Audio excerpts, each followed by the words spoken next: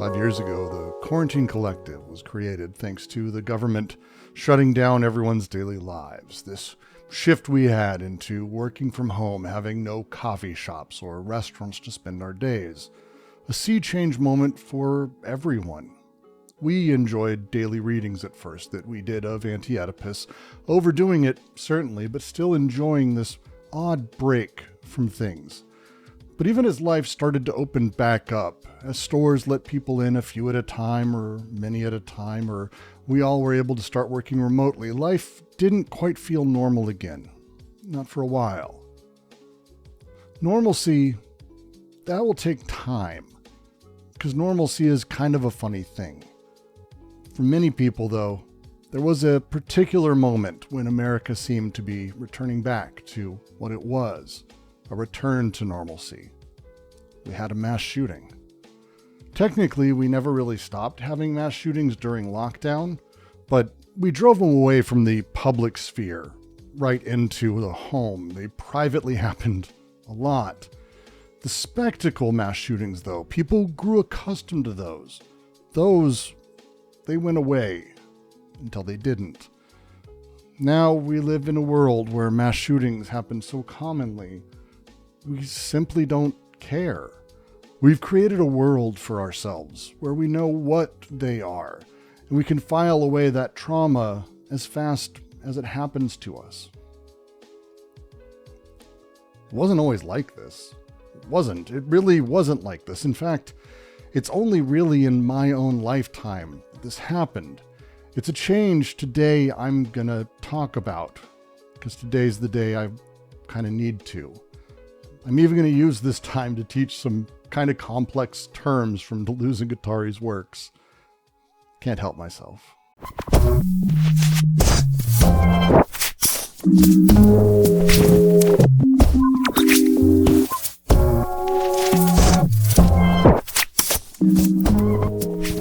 To understand the transformation, I find myself coming back to some concepts, that of deterritorialization and reterritorialization.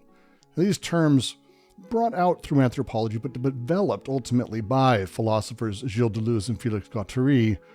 Deterritorialization on one side, it kind of describes how something becomes disconnected from its original context, its space, its time, its territory. An experience, an idea or event breaks free from boundaries that had been in place, overflows that container, that limited territory in all new directions. Reterritorialization is the complementary process, how these free-floating elements get recaptured, organized, given new meaning inside of the different contexts that have been made. I was there on April 20th, 1999. I knew Eric Harris and Dylan Klebold. Eric warned me away from the school that morning, a fact that would later make me both suspect and witness, victim, and somehow complicit in the minds of many. Standing at that intersection at Columbine gave me a really unique vantage point to observe how tragedy becomes memory, and how these memories, well, they become territory.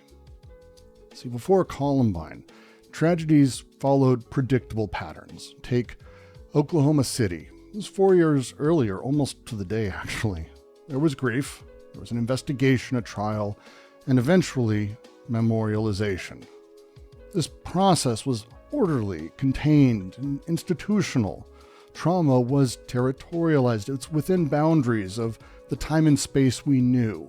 The memorial appeared years after the event, following very careful consideration by tons of people. The story consolidated around really clear heroes, villains, victims.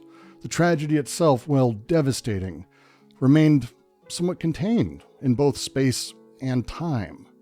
How about the Luby's cafeteria shooting in 1991, a few years before that, at a time the single deadliest mass shooting in American history? Despite the death toll, the event remained primarily local. The national media covered briefly, but moved on. There was no sustained national discussion, no commemorative merchandise, no ongoing identity formed around being a Luby's survivor. The Wikipedia page for Luby's Cafeteria Restaurants doesn't even mention the event. The trauma remained geographically contained, processed primarily by those directly affected in the territory. Then Columbine happened. Everything changed. Columbine was a profoundly deterritorializing event.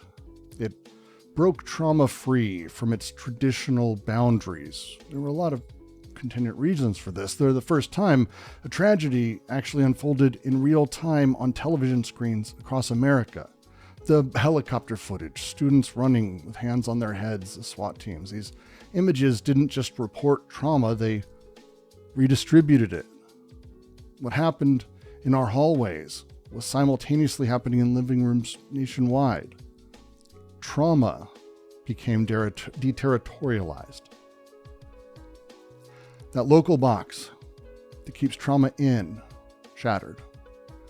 See, in the framework kind of put forward by Deleuze and Guattari, deterritorialization creates these odd lines of flight, escape routes from established structures, the way things are, the way we know meaning works.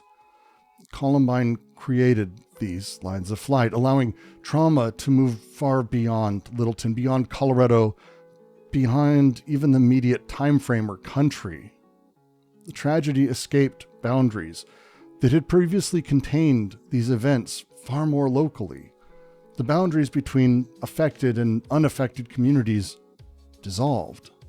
People who'd never been to Littleton on the other side of the earth, who knew nobody involved, felt able to claim ownership of trauma. They felt trauma themselves. They spoke on behalf of victims. They incorporated our experience in their own identities.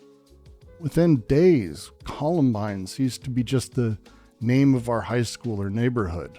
It became shorthand for a particular kind of American experience.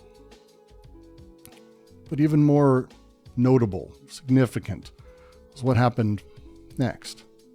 The trauma became reterritorialized. It's recaptured, reorganized through new systems that we hadn't seen before, where previous tragedies might take years to be processed culturally. People would deal with it personally in counseling and churches. We were told how we should feel from the moment the media came on the scene. The hopeless loss and confusion of tragedy that used to exist. It allowed people to find their own pain, their own salve. It's gone. Instead, that hole was filled by talking heads, letting us know the proper way to mourn and deal with tragedy. The timeline of trauma accelerated. With previous tragedies, communities had time to process privately before public narratives would solidify. After Columbine, the public narrative was being written while we were still hiding in closets, under tables, or in bike tunnels as squads of police cars drove overhead. We watched at home on television as bodies were dragged away from the school by police, as others left laying there, with descript patterns and colors on clothing instantly recognizable, the way you might scan the bleachers and see a friend sitting. We did that too, through helicopter cameras.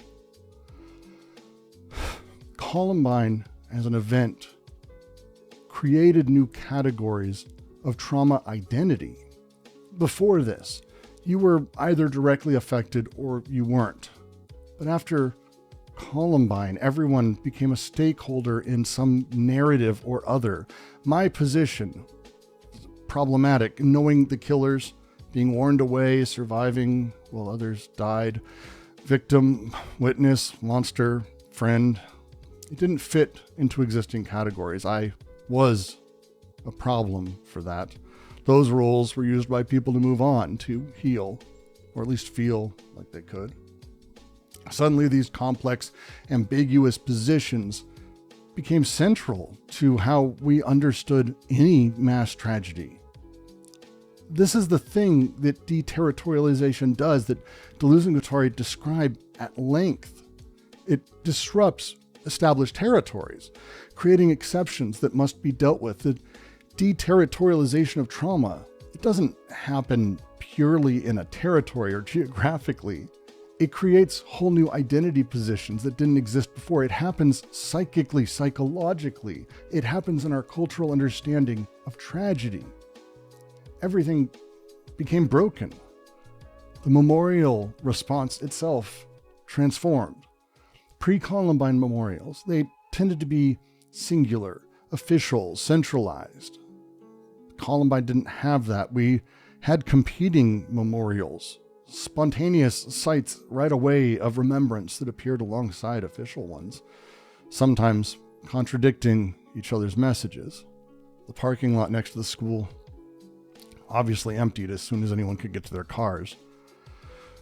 Some cars didn't leave. Their drivers would not be taking them away. Their existence of this car now a testament to the day of school that would never end. Covered in notes, paint, stickers, plushes, flowers. These cars were just one of dozens of places that people mourned. Our memorial culture became fractured, reflecting the competing narratives about what Columbine meant to any single person or mourner. This reterritorialization accelerated with each subsequent shooting, though. When Virginia Tech happened, they didn't just create their own memorial response. They built it explicitly hiring consultants who were Columbine survivors. When Sandy Hook occurred in 2012, they looked back at Columbine and Virginia Tech. They spoke of fixing the mistakes of these. They called what you might call a palimpsest of memorial identity, layers of trauma response that are now built into each other narratively, while earlier layers are visible beneath them. By the time the Parkland shooting happened in 2018, not terribly long ago, students there identified themselves as the post-Columbine generation. They weren't even born. They weren't just responding to their own tragedy, they were positioning themselves within a lineage of trauma that started with us. A student born years after Columbine could say, "We are all Columbine." You'd understood him. The events transcended all of it, from historical occurrence to cultural touchstone. And our media environment carried with it, absolutely evolving to accommodate this new approach to tragedy. Pre-Columbine coverage followed relatively standard arcs, intense focused followed by gradual diminishment. Post-Columbine, though, was cynical. Annual remembrances were broadcast always, anniversary specials on every channel, retrospectives everywhere. When the tragedy first happened, I spent a lot of time working with reporters and news people, getting to know them pretty well. They were all focused on the tragedy from a perspective of prevention. They cared. I watched Dan Abrams, now a legal news reporter. I watched him weep openly multiple times. Documentaries changed too. It's been a lot of years since I wrote Michael Moore saying, "You should come visit Littleton. Come see what's happening here." See, Dylan's dad and I were talking. We're both fans of Michael Moore's other work. He said I should write him. Turned out we were right about him. The guy cared. He wanted to tell a story, to find a way to fix this, to do this. There's no part of him that was cynical about it, ever. He wanted things to change, and so did I. Fuck. That's why I did that. It's why I wrote my book. It's why I've done most of my activism. It's why I've done so much. But now I get asked to do news and documentaries all the time, literally weekly. I stopped doing them over a decade ago because there's not even a hint of giving a shit about change. It's purely now revisiting, repeating, making my trauma a habit for a viewer. Nobody even pretends this shit is going to stop now. For years, people would visit. Sometimes I'd run into them or be recognized in Littleton. They were quiet, kind. They tended to be soft-spoken. They let me know they felt for my loss. It's nice. Didn't help, but it was nice. Better than what came after. I don't really remember the first time I was a celebrity. Someone was so excited to meet me, grabbing me by the shoulder like I was their favorite actor or sports star. They had a friend take a photo before I even knew what was going on. I just remember that it didn't take long for me to spiral into depression from it. Even worse, trauma tourism became a real thing. Visitors would fly from all over, traveling to Columbine, not out of personal connection or even traumatic worry, but out of a desire to consume this authentic site of sadness. Memorial merchandise, t-shirts, coffee mugs, artwork, pins, created commercial channels for trauma to be expressed as well. Books promising to reveal the true story proliferated, each claiming greater authenticity than the last. Perhaps the most profound shift has been in anticipatory trauma, though. See, before Columbine, communities defined themselves by what had happened there. Now, not anymore. After Columbine, they define themselves by what might happen here. Schools nationwide, they're going to run active shooter drills. It's boring to even talk about now. Children practice hiding from gunmen before they're even able to read. The potential for trauma has been territorialized into our daily lives, our institutional structures, our understanding of childhood itself. And this is the paradox of post-Columbine trauma culture.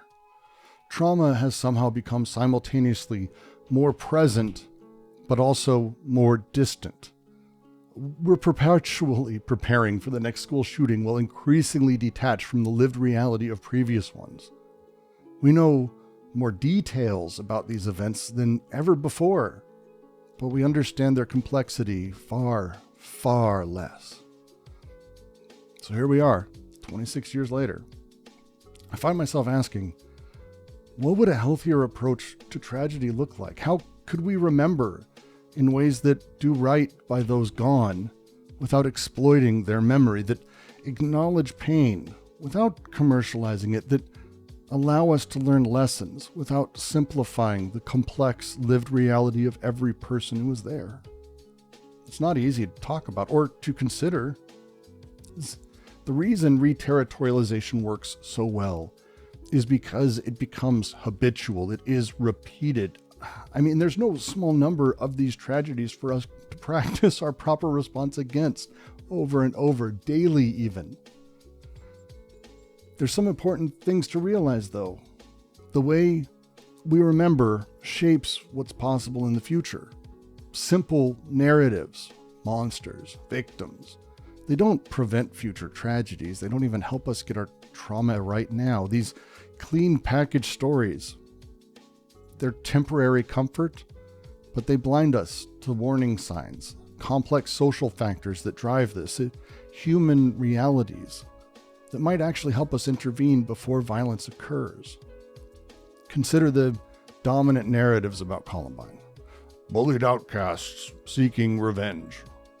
Trenchcoat wearing goths, I think, is out of fashion now. Violent video games made a comeback for a little bit.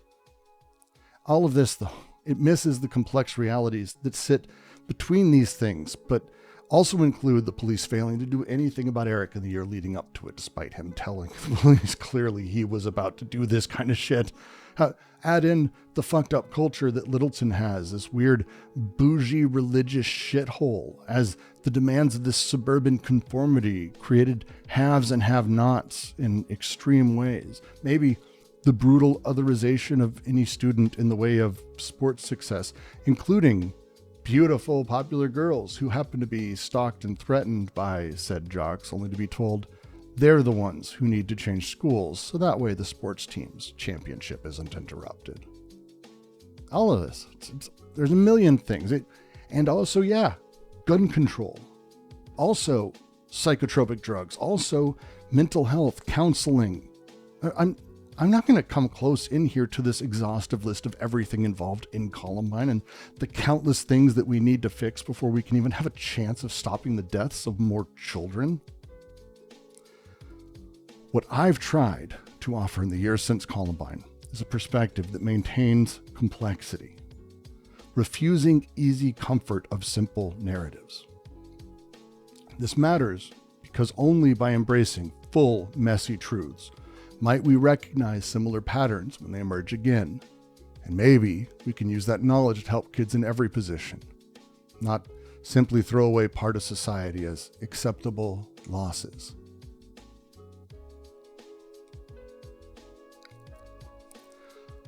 Memorials for trauma are made of stone and metal.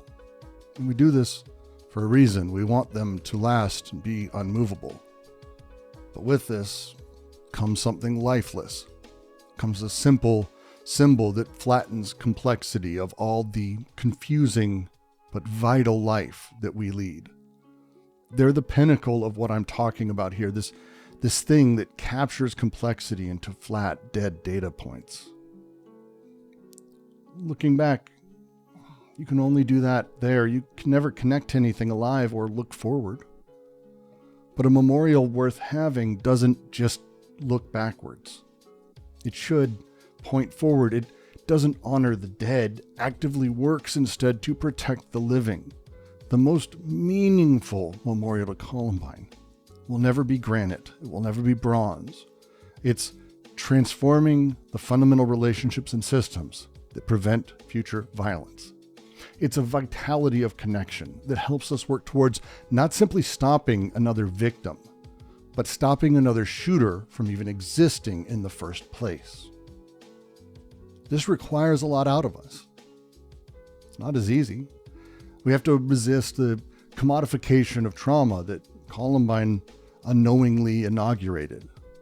When tragedy becomes a product, the level of true crime or true tragedy stories that flood our podcasts, that flood Netflix, my YouTube feed, speaks to all of that. Its power to transform, well, diminishes, becomes about repetition. When memorial practice becomes stalled in stone and metal, its capacity to heal is gone. When complex human stories become simplified narratives, their ability to guide us meaningfully disappears. Instead, we might want to consider embracing our trauma. No joke. Live it. Use our engagement with this not just to mourn what was lost, but to imagine what might be possible. I get the desire to fix memory in a place, to control it, to make it serve a comfortable, predetermined narrative. I get it. To allow the trauma to exist and do whatever it will to connect it with unexpected things in unexpected ways, generating possibilities we don't control, rather than reinforcing old patterns. This seems terrifying on the surface. But think about it. It's only scary because what? It might not prevent more shootings?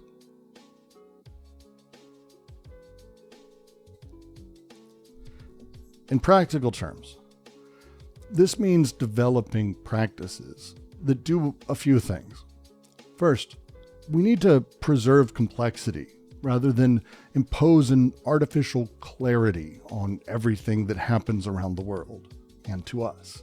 We need to engage with warning signs, missed opportunities. Don't focus exclusively on the moment of violence itself. Very little usually can be learned from it, but do this in a way that doesn't assume that thing is a silver bullet.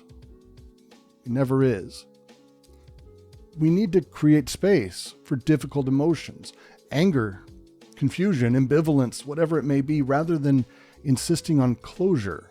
Here's a tip. You don't get closure. Stop fucking telling me I do. Connect survivors with others. Across tragedies. It's the best thing I've ever experienced, especially if we don't impose uniform identities. You don't ask us what those kids should do next. Don't have us tell them how they should feel. That's not it. Don't make anyone a bastard to do that. It lives with them when you do. When we remember Columbine, not as a finished historical moment, but as an ongoing call to attention and care, we connect past trauma to future possibility. This is what memorial culture should aspire to, not just preserving what was lost, but using that loss to imagine and create what might be possible. In this way, we honor the dead by protecting the living, transforming grief from passive, redundant, repetitive remembrance into active hope and action. From this perspective, the most powerful memorial is not going to be one that perfectly captures what happened on April 20th, 1999. It's one that makes April 20th, 2026 different than it would have been otherwise. It's one that transforms how we relate to each other, how we recognize warning signs, how we intervene before violence is even a consideration. It's one that turns memory away from being a monument and into a movement, from static representation to dynamic change. 26 years later, this is what I've learned. This is what I believe we owe to those we lost. Not just to remember the immediate victims. There will be people who will do that, don't worry. But also those family members who will go on to take their own lives. Students who would overdose or do the same out of depression. Nobody will ever know. There's a chance instead to use that remembrance to create a world they were denied. In doing so, we practice what might truly be called a legitimate memorial culture, one that connects past trauma to future possibilities in a way that honors the dead by protecting the living. Makes sense to you. Because you're quoted in Time magazine as saying, you hate what they did, but these are your friends. They were your friends. And that you're one of the few people who is willing to say that they were your friends. Yeah. Yeah.